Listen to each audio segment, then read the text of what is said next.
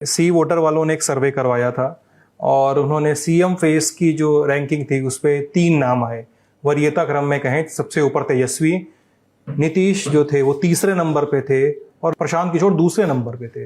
एक चीज तो है, जो आप पटना की सड़क से लेकर के आप मोतिहारी की सड़क पर पहुंच जाए या मधुबनी के किसी गांव में पहुंच जाए, प्रशांत किशोर की चर्चा हर चौक चौराहे पे गली मोहल्ले में कहीं बैठ जाइए, लोग उनको जान रहे हैं।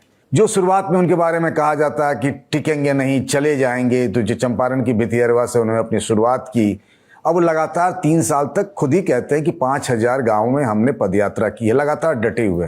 एक तीसरी ताकत बनते हुए दिख रहे हैं, नजर आ रहे हैं चर्चा के आधार पर। चूंकि अभी तक उनकी कोई परीक्षा नहीं हुई है, कोई चुनाव नहीं लड़ा जन स्वराज पार्टी में, तो हम ये भी नहीं कह सकते कि क्या होगा नहीं होगा।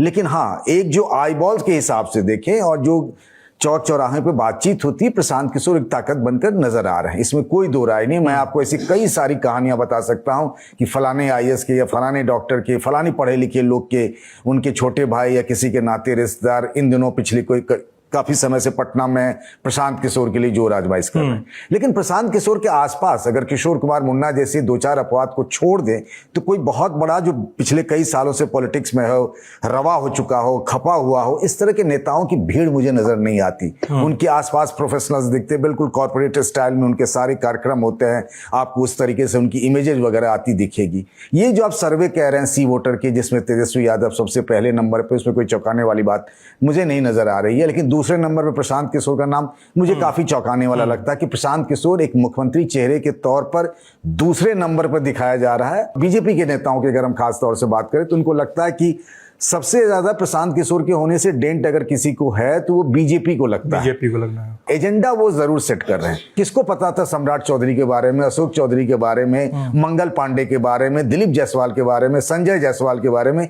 ये काम तो आरजेडी और कांग्रेस का भी होना चाहिए था, लेकिन उधर से तो कोई ऐसी बात ही नहीं आई। ये सारे मुद्दे जितने भी हैं, पलायन से लेकर जिस मजबूती से हाल फिलहाल के दिनों में प्रशांत ने उठाया है, वो तो उनकी पार्टी और उनके नाम की चर्चा तो है।